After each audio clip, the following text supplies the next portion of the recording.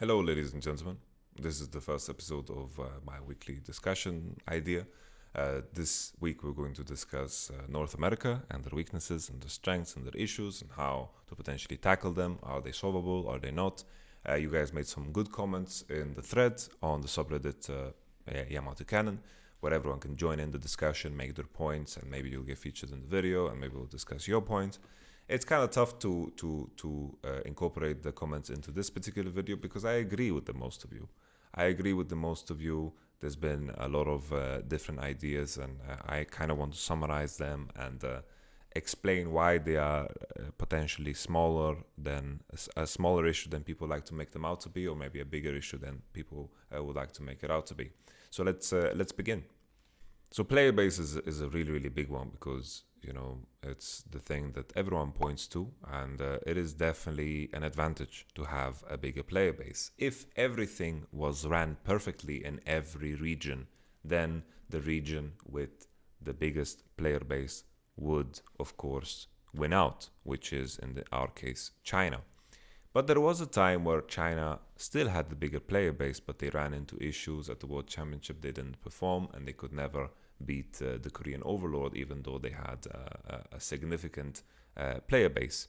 Can go back. That's a surrender from IG. They know the I'm pointing this out because as the years have gone, a lot of the LPL teams have put more and more emphasis on the structure, on how teams are ran, and giving more and more trust to the coaches, and taking away the power from some of the players that were the big names that were controlling a lot of those teams and doing kind of as they pleased. And now we have more of a sports situation over in the LPL, and it's definitely giving them the space to grow and to use the fact that they have such a big player base and push themselves to the limits of even winning 2 championships in a row. And sure, people are going to tell me they have some Koreans, etc. But, some of these Koreans they've played in, this is a topic that I touched on in my MA video, so I don't want to go into it too much. But my point still stands about, there are situations where player base is not everything. And I want to point out, there are also some locations in the world that have outliers with a smaller population, and they figure out a way to make things happen. They figure out a way to cultivate, the best level of something. For example, it's like Danish League of Legends players or Danish esports athletes, so to speak. There's also many of them. Maybe they figured out something, in terms of how the culture is, in terms of how Danish people are growing up, in terms of how accepted it is. There are things that create an environment to push for outliers. And I'm bringing this up because even though I agree that player base matters, I think there is still room to go past it, to figure it out, to maneuver yourself around it, and to, find the perfect way of figuring out and doing the most with the population that you have. Because otherwise, China and India would dominate every aspect of everything in life. So it's not everything. I'm saying it matters, but it's not everything. I don't think we should put ourselves in a position where we use it as an excuse just yet, but it definitely should be in the back of our mind. Player base. The next big thing is regional leagues. So it's very easy to compare North America to Europe, and what do these two regions have what the others doesn't? So North America, they're willing to pump in a lot of money. This is the big advantage. You see the big paychecks, but on a competitive side, Europe is offering so much more than North America. When we talk about the regional leagues and academy, in Europe we have the regional leagues. I don't even know the number, but we have many leagues, many competitions, serious leagues.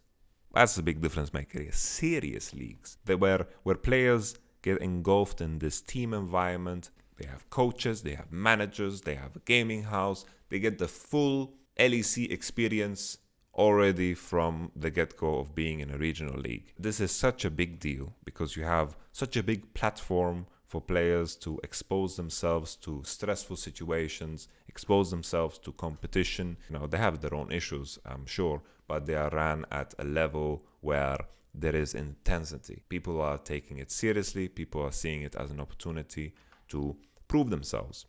So this is a very, very big deal. And then we compare it to the Academy League. You know, most of the time it is just used to park your players and wait. You just wait until there is an occasion for them to rise to your LCS team. And we've seen the level of the academy degrade over time. I've heard some comments from players that played in academy leagues as well, saying that, with time it just got worse. There was a time where it was competitive and it was serious and it was intense and stressful at the same level as any competition, but that has degraded over time. The focus has never been the academy league, and it's understandable. It doesn't get streamed. It's just there to be there. It's just there so the league can say, oh, we have an academy league, this is how we're nurturing talent, but it's not being used for that at all. It should be a space for players to learn, to get better, to get pushed in the sense of improvement, even though sure it is somewhat of a parking lot, but it should be more than just that. The biggest contrast here is the fact that the academy league is so much smaller than all of these regional leagues that we have over in Europe. We have so many teams, so many players, and this is such a big bonus. And in terms of ideas of how North America could potentially expand, the first idea that comes to my mind is expanding on the whole collegiate system. As I understand, I'm not going to say that I'm some expert on how the collegiate system works or how the universities function, but this is, when I understand that when sports athletes, I've watched enough American shows about high schools and, I want a scholarship to go to this. You need to get your grades up, son. I just want to play ball, whatever. I think there is room to push for universities to get involved. If we had some kind of system in place where some of the teams in the NELCS were involved with some universities, they expanded on the league. If the teams are involved in the vetting process of getting these players and creating an avenue for players to actually have access and then eventually create a high level of competition, this would be amazing in my eyes. Just a way to create more competition. Regardless of how you do it, it just needs to be done. There needs to be more competition in place for teams and for players to scout and for players to get that stressful experience, being in an environment, being in a team environment, learning how it is to be a professional. Because this is what you get in traditional sports, right? Traditional sports, I was playing in Eco Uden, which is like sports club Odin. I played football. You could start when you're 5 years old. You get to work with a coach. You get to compete. You get to play matches. You get to grow. And then eventually, you get drafted for the starting team, like the starting 11, and then you continue. And this is such a big deal because you get taught what it means to be a pro player. You get taught what it is to be a professional. Obviously, when you're 5 years old, you don't learn shit. You're just running around to kick the ball, but you get my point. Just create more competition, honestly. TCS and Twitch Rivals is like some of the biggest tournaments that have ever happened, and there was a lot of eyes on them. So there's definitely interest for it. Just create more competition, and then it would be amazing. Next thing is, of course, the solo queue environment. So the ping is an issue. Definitely, the ping is a big issue. The fact that some of the pro players are playing on 60 ping is kind of a joke. Most of the teams are based in California, and over there you get 60 to 70 ping. I was there and I played on that ping, and it's kind of, it's meh, I think, for me, the ideal solution would be, just make a separate server for everyone that passes Diamond 1. You get Diamond 1, you pass Diamond 1, make a server for people that are above Diamond 1, base that server in California. And there you go. Everyone gets to play on 10 ping in California. The pro players get to play on it. You don't need to then divide yourself in West and East. If you have some poor person in New York climbing to Diamond 1 and then needs to switch to West Coast, play on the Diamond 1 server, tough luck. The focus should be California and the teams over in California and the players over in California, because that is the hub of North American esports. Even the Riot Games office is over there, so I think it is a very, very valid reason to push for this. And I think this would be the simplest way, because making 2 servers is just the player base is not big enough. If you want to play against the best, this is what you're going to do. You're going to play on the West Coast servers, because that's where all the streamers are, where all the pro players are. Every East Coast player is going to play there anyway that are above Diamond 1, that want to just accomplish anything. So I think it works out perfectly. This is what you do. This is what China does. And the competition on the Chinese server is quite good. I like it. So I think this is how you approach the issue. I'm not an expert on logistics or payments or whatever, so this is just a suggestion, and I think this is the best way and most convenient way to solve it. Another thing that people want to point out is like, yeah, if we wanted the solo queue environment to improve, then I think the streamers should stop being so toxic and so memey and give a shit about solo queue. When I read this, there was a top Reddit thread. I wanted to vomit, because, you know, all this drama, all this craziness, all the negative bullshit, the bad boys of League of Legends. People love this. People love these stories. People love it when people get banned. People love it when they get Twitch banned, they get Twitter banned, people get YouTube banned, they get subreddit banned, because everyone likes a story where like, yeah, fuck the system. Ooh. There is no reason for these Twitch streamers to change, because people love drama. When I read that, oh, streamers should just change, no, man, this is what people love. They're in the business of getting eyes on them. Think of the story of Tyler 1. I love Tyler 1. Nothing against him. He's a genius in his own way, right? The story of how he grew famous was his altercation with Freak and getting banned. And everyone was like, yeah, screw the system. No mana. You have no mana, bitch. You have no mana! The system. Fight the system, Tyler 1. And then the redemption story of getting unbanned, that was just, it's a story for the books, you know. Everyone loved it, you know. It's the same with Tarzan now, you know. The redemption story. Everyone loves a redemption story. Or like the whole L9, you know. Look how well Rat IRL is doing on Twitch, or, you know, like all of these other people that are so-called, you know, toxic. This is a good business. They are geniuses. They are smart. So the people that are upvoting the subreddit thread, or, you know, you get the, I just want an educational streamer, and I just want the guy to just tell me what he's thinking. No, this is not what the majority of people want. You know, the people that are watching to learn, they're gonna watch Broxa, they're gonna watch Perks, and then there are people that are watching for entertainment that are gonna watch the drama-prone people. You know. You know, most of the streamers are over in North America, and they're going to copy it, and there's a clear motivation. You know, there's a financial gain in being a streamer, or, you know, getting eyes on you and so forth. There is a way to become a pro player, but there's a way also to become a streamer and make a lot of money. So there's a clear motivation for people to be dicks, you know. And as long as this is the case, as long as this gets views, you know, the solo queue environment is going to be as troll as it is over in North America at the highest rank. I think this is something that is going to be very, very tough to battle, because it's about the viewership, and the viewership likes this. And as long as that's the case, I don't think this is something that can be tackled head on.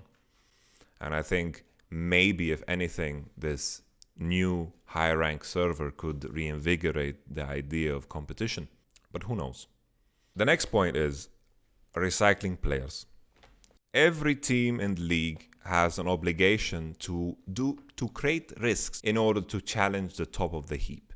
They are making the big acquisitions. They're taking the names that everyone knows. They are the most hyped up free agents on the market, and they're grabbing them. Team Liquid, right? 1 year they brought in Jensen, they brought in Impact. You know, they're taking the big names. They brought Double Lift. They are ruthless in their way of acquiring players. My point is, you have these teams at the top of the heap that are making the big acquisitions, and then the bottom of the heap, they have this obligation to take risks. You don't bring in the same old players that have gotten beaten by these players over and over to try to beat them. A lot of the players that are getting hired this is something that happened in Europe for the longest time as well. The players that are getting hired are players that have been consistently beaten by the top of the heap. So how do you break it? You need to take some risks. You need to bring in some fresh names.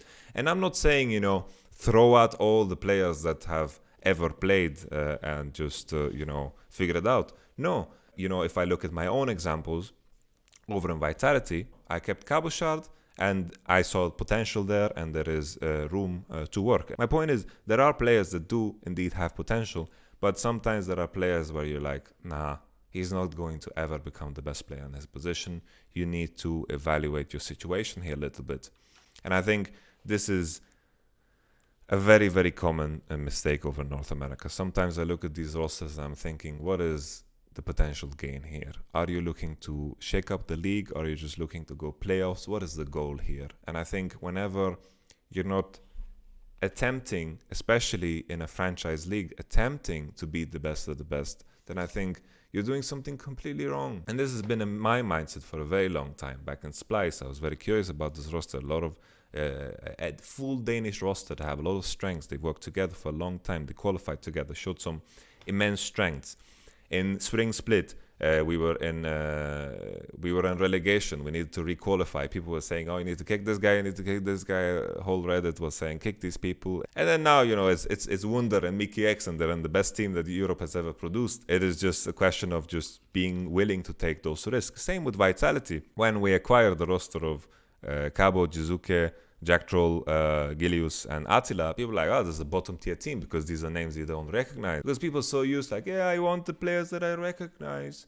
The player that's been playing for so long in the league and accomplished nothing. And if you look over in Europe right now, what are the teams doing that are not in the top four? Most of the teams are taking big risks, right? You have Cabochard on Vitality together with 3 exciting rookies that can be explosive and, they can make something happen.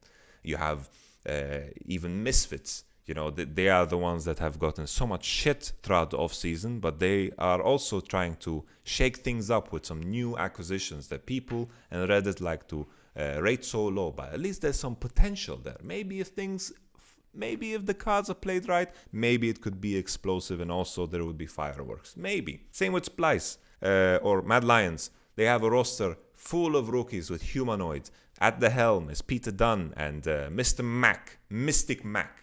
This is what he has as a name in my mind. There is a world where they are going to beat the competition, but there's a world where it doesn't happen. I'm just talking about the potential. Take some risks to put yourself out there and to put yourself in a position where you potentially, break down the barriers of what is the top. And I think in Europe, it has happened many, many times. In Europe, it has happened more times than North America. And the stories in North America of when it happens, it's like Cloud9 has been very exciting with the use of Academy. Clutch Gaming had a fantastic run. They took the players that, people like Cody Sun had this redemption arc, and Vulcan was in a very, very exciting support, and I think he can be one of the best supports.